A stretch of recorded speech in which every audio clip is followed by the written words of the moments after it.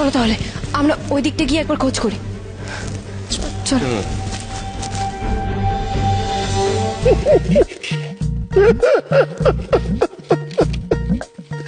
শাকচুন্নি রে, কি রে মামদ, ভালো লাগছে না। বাবা কেন, তোর আবার কি হলো? কেমন সব একঘেয়ে লাগছে। বাবা একঘেয়ে কেন? এখানে তো সবই ভালো ভালো, তার উপর চাঁদের বুড়ি আমাদের আশ্রয় দিয়েছে। সে না দিয়েছে, কিন্তু সমস্যা একটাই, এই ভয় দেখানোর কেউ নেই। এই ভয় দেখাবার অভ্যেসটাই না চলে যায়। কথায় বলে অনভ্যাসে বিদ্যার হ্রাস। হাসছিস কেন? হাসছিস কেন?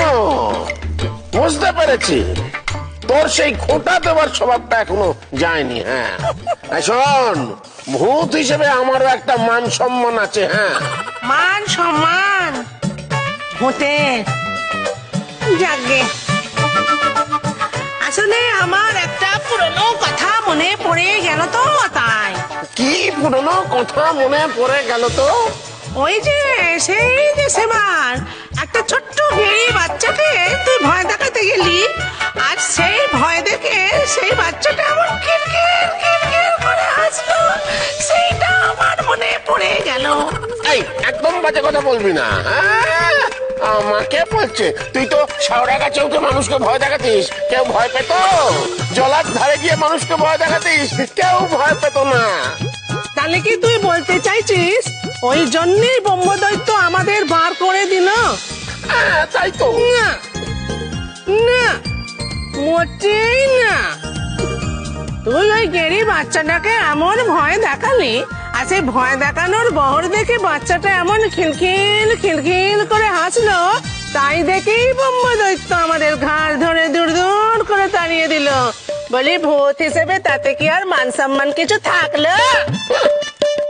তোর ওই ব্রহ্মদত্তির কথা আর বলিস না। খালি বড় বড় বুকনি। ভূতেদের কাজ হলো মানুষকে ভয় দেখানো। যে ভূতেদের দেখে মানুষ ভয় পায় না, তারা ভূত সমাজের কলঙ্ক, নিকুচি করেছে।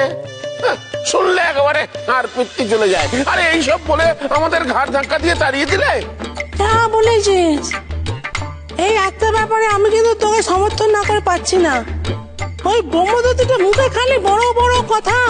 হ্যাঁ, নিজে কোটাকে ভয় দেখিয়েছে তার কোনো ঠিক আছে? সারাক্ষণ খালি বেল গাছে চড়ে পা ঝুলিয়ে বসে আছে। কখন অমাবস্যা আসবে, গাছের তলা দিয়ে মানুষ যাবে, তখন উনি ঠ্যাংটি দোলাবেন, তবে সে ভয়টি পাবে। এই শোন, আধার রাতে গাছের ডাল থেকে ঠ্যাং ঝুলিয়ে বসায় কি এমন বাহাদুরি আছে, তুই আমাকে বল। ঠিক বলেছিস, একদম ঠিক বলেছিস। আরে আমাদের মতো দিন আনি দিন খায় জীবন্ত ব্রহ্মদত্তিকে দেখতে হয় না, তাহলে বুঝতো। আর মানুষগুলো কি একেবারে হাড় বজ্জাত। তুই মানুষগুলোর কথা আর বলিস না বলিস না, কিরকম গালিগালাজ করে ভাব। হ্যাঁ, আরে একবার তো ভয় দেখাতে গিয়েছিলাম, ভয় তো পেলই না, উল্টে আমাকে পাগল মনে করে ঢিল ছুঁড়ে মারলো। মামদনে ঢিল ছোড়ার কথাটা বারবার বলিস না, আমার খুব লজ্জা হয়। ছি ছি ছি ছি ছি। না না, ভয় পাবি না ভয় পাবি না সেটা একটা কথা, তা বলে পাগল কেন ভাববি, ঢিল কেন ছুড়বি? ইস, লজ্জায় আমার একেবারে উড়ে যেতে ইচ্ছে করছিল।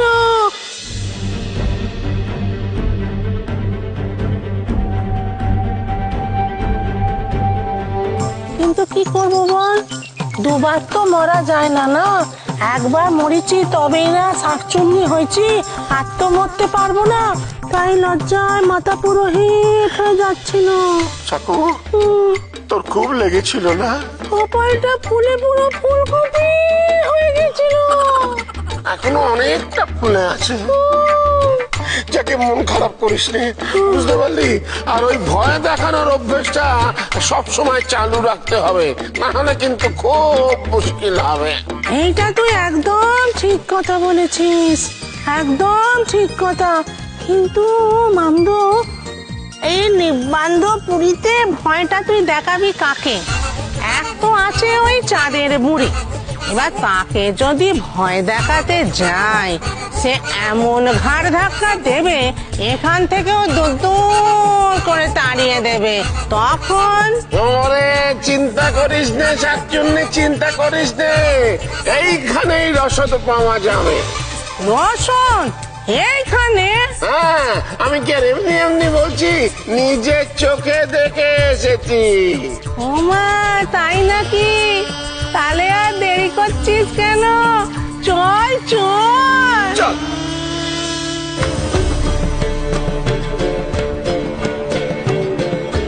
কই, এখানে তো কেউ নেই। মুশকিল হলো বলুন তো, হ্যাঁ?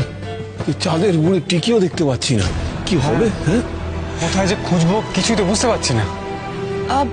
আমার মনে হয় এখানে দাঁড়িয়ে থেকে কোনো লাভ হবে না, আমরা বরং আরেকটু এগিয়ে গিয়ে দেখি।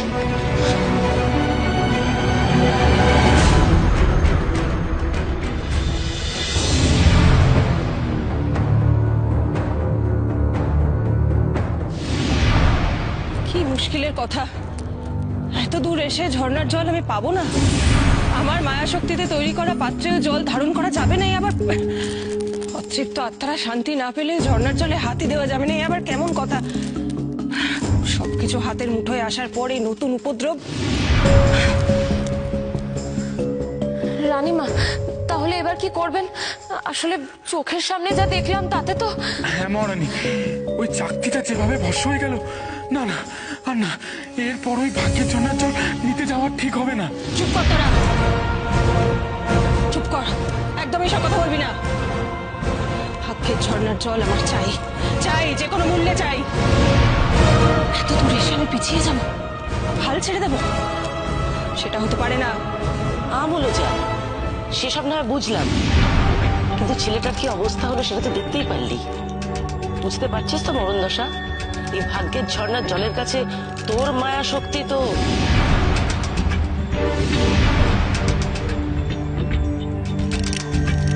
আমার মায়া শক্তি? ভাগ্যের ঝর্ণার জলের সামনে আমার মায়া শক্তি কাজ করছে না।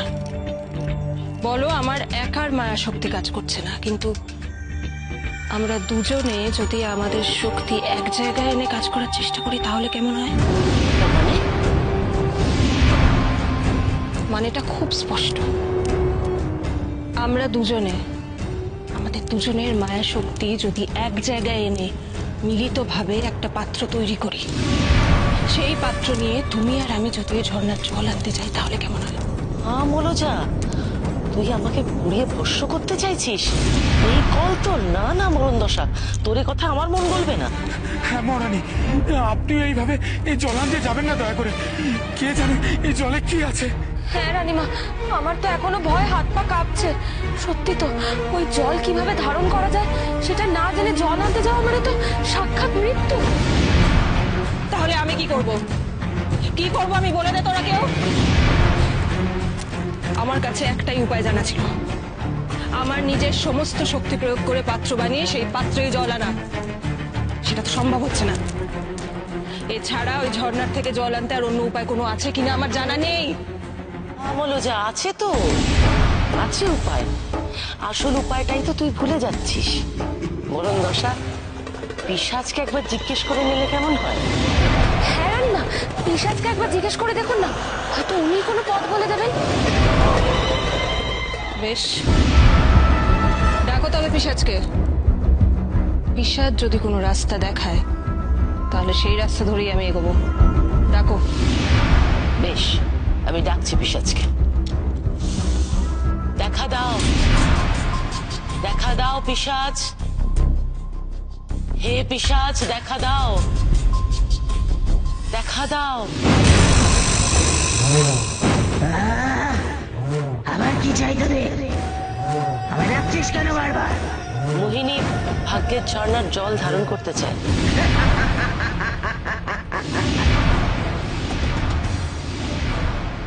এ কি পিশাচ, হাসছো কেন তুমি? ভাগ্যের ঝর্ণার জল ধারণ করা অত সহজ নয়, সবাই পারে না। তাহলে কি করব বলে দাও? এইভাবে হাত গুটিয়ে তো বসে থাকতে পারি না। ওই ঝর্ণার জল আমার চাই, যে কোনো উপায় চাই।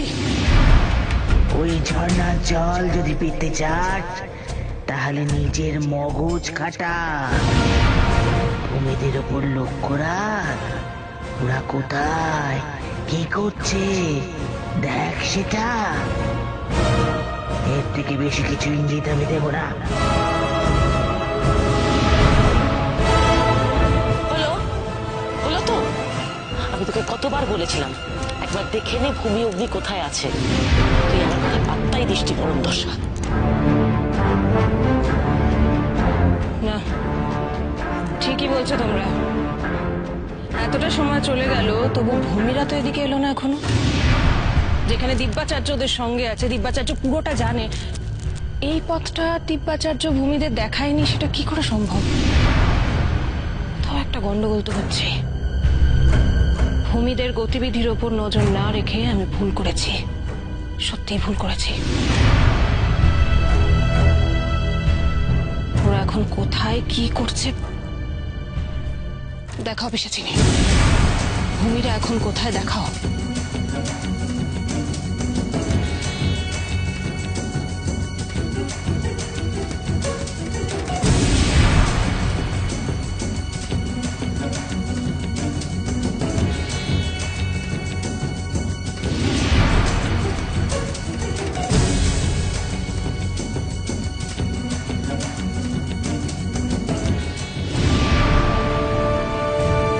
আর তো পারা যায় না। উফ, চারিদিকে দেখো কিচ্ছু নেই, ধুলো প্রান্তর, কিচ্ছু নেই, ফাঁকা, খালি ফাঁকা। তা তুমি কি ভেবেছিলে বুদ্ধিরাম? এই চাঁদে কেউ তোমার জন্য মেলা বসে অপেক্ষা করে থাকবে? না, আমি ঠিক তা বলতে চাইনি। আমি বলতে চাইছি যে চাঁদের বুড়িকে তো আর খুঁজে পাওয়া যাচ্ছে না, তাই না? বুদ্ধিরাম, এখানে দাঁড়িয়ে থাকাটা ঠিক হবে না। তার কারণ দেখো না, চারপাশটা কেমন ফাঁকা, আশপাশে কেউ নেই। চলো আমরা এগিয়ে চলি। রাজকন্যা চলুন।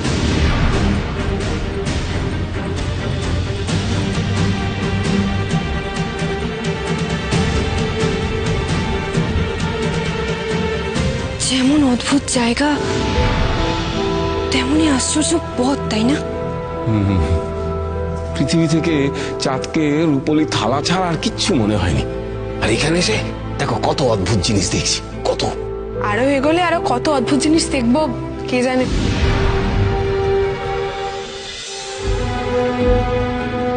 কি হলো, তোমরা দাঁড়িয়ে পড়লে কেন? চলো, আমাদের এখন অনেক কাজ। আমাদের চাঁদের বুড়িকে খুঁজে বার করতে হবে, ওই পাত্র খুঁজে বার করতে হবে। রানী মোহিনী যদি একবার ওই ভাগ্যের ঝর্ণার কাছে চলে যায় কি হবে বলো তো? চলো চলো চলো, তাড়াতাড়ি চলো। রাজকন্যা চলুন। হ্যাঁ, এখানে দাঁড়িয়ে থেকে আর সময় নষ্ট করা যাবে না। চলো তাড়াতাড়ি, চলো।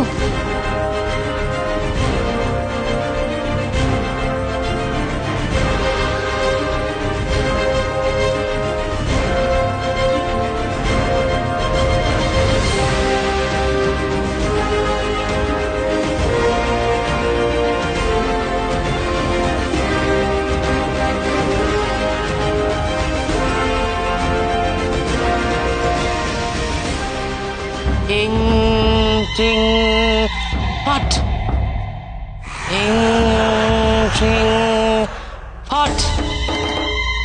ভূমি আর অগ্নি কোথায় আছে দেখাও, দেখাও। ভূমি অগ্নি কোথায় আছে দেখাও, দেখাও।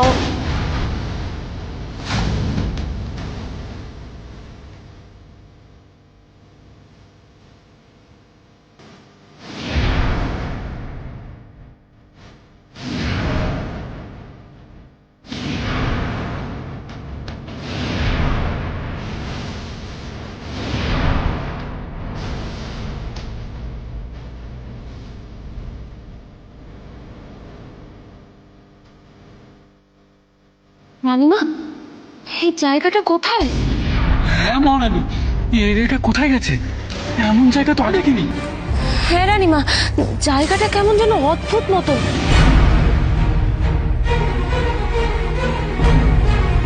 রানীমা, আমার মনে হয় ভূমিরা অন্য কোথাও চলে গেছে।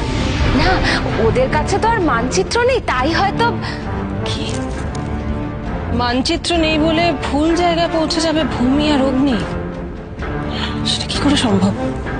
তোরা কেন ভুলে যাচ্ছিস যে ওদের সহায় স্বয়ং দিব্যাচার্য? সেখানে মানচিত্রের অভাবে ওরা ভুল করবে? রোজা বক বক বক বক তা করে দেখ না মন দিয়ে কোথায় গেছে ওরা।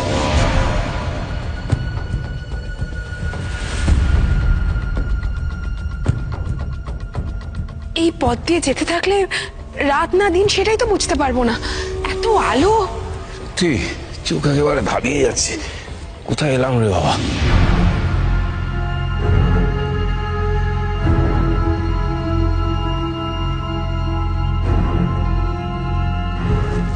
এই দাঁড়াও অগ্নি, হৈমিন, আমার কেন জানি না মনে হচ্ছে আমরা এই পথ দিয়ে একটু আগেই গেছিলাম। মানে কি বলছিস? হ্যাঁ রাজকন্যা, আপনি ঠিক কথাই বলছেন, আমারও কিন্তু তাই মনে হয়। আমরা আমরা পথ হারিয়ে এক জায়গা দিয়ে গোল গোল করে ঘুরে যাচ্ছি। সে কি, এ তো আজব কাণ্ড। সে কথা অবশ্য ঠিক যে এখানে আলাদা করে কিছুই চেনার কোনো জো নেই। কি করা যায়? হ্যাঁ অগ্নি, একবার ভালো করে দেখো, এই পথে আমরা একটু আগেই গেছিলাম, তার মানে আমরা একই পথে আবার চলে এসেছি।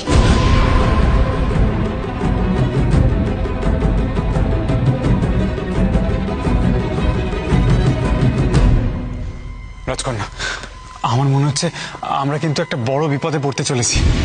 এটা এটা কিন্তু একটা গোলক ধাঁধার পথ। দেখুন না, যেদিকে আমরা যাচ্ছি সব পথ কিনা একই রকমের। আমাদের কাছে কিন্তু কিছুই নেই, না আছে খাবার, না আছে জল। ওই চাঁদের বুড়িকেও কোথাও খুঁজে পাচ্ছি না, আবার পথও হারিয়ে ফেললাম। এবার এবার তাহলে কি হবে? এইরকম পরিস্থিতিতে মানে এইরকম বিপদে একটাই কাজ করা যায়। কি কাজ? বুড়িমা! ও বুড়িমা! বুড়িমা! ও বুড়িমা! কোথায় তুমি?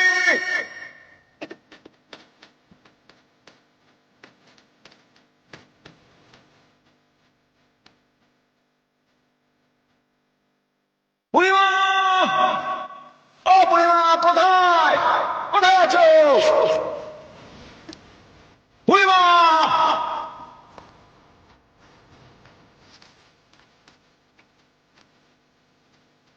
বুড়িমা!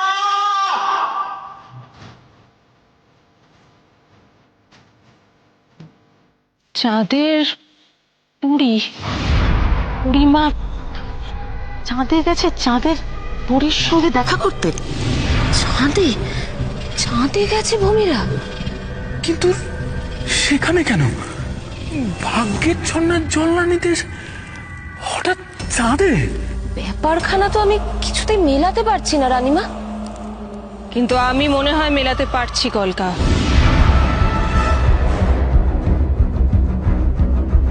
হয়তো চাঁদে গেলে এমন কোনো উপায় জানা যাবে যাতে করে ওই ভাগ্যের ঝর্ণার জল পেয়ে যাবে কেউ।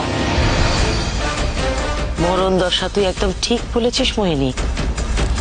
চাঁদের দেশের সঙ্গে ভাগ্যের ঝর্ণা নিশ্চয়ই একটা যোগাযোগ আছে। হয়তো চাঁদের দেশে গেলেই জানা যাবে ওই ভাগ্যের ঝর্ণার জল ধরার কৌশল। সেরম যদি হয় তাহলে তাহলে চাঁদে যাব আমি।